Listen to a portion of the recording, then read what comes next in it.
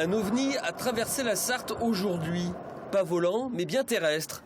Pas après pas, Patrick Malandin avale le bitume. Je crois que la fatigue s'accumule, mais bon, c'est un peu normal. Il faut que le corps prenne un peu son rythme. Pour le moment, je n'ai pas encore trouvé. Ça fait jamais que la 5e journée. La 5e journée que ce spécialiste des courses longues déroule sa foulée au bord des routes. Parti du Havre, son défi est à la mesure de ses qualités physiques et de sa passion.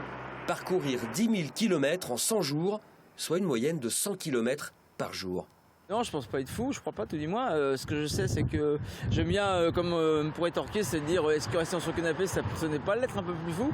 C'est un vrai plaisir, on va dire. Et puis, c'est quelque part, c'est montrer qu'on existe, pas spécialement vis-à-vis des autres, mais déjà vis-à-vis de soi. Pour l'accompagner, des sponsors, une équipe et sa femme. Elle prépare le parcours et la pause déjeuner. Je lui prépare un œuf brouillé avec du fromage et des petits croûtons. Ça c'est bien pour le faire repartir, c'est pas trop lourd. J'espère.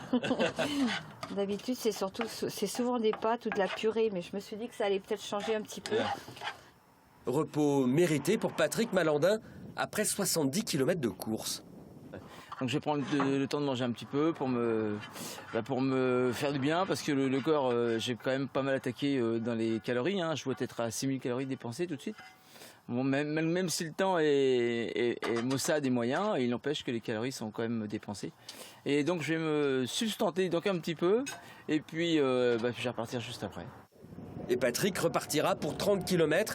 Au terme de son défi fou, il aura parcouru 238 marathons, perdu 10 kilos et usé 20 paires de chaussures.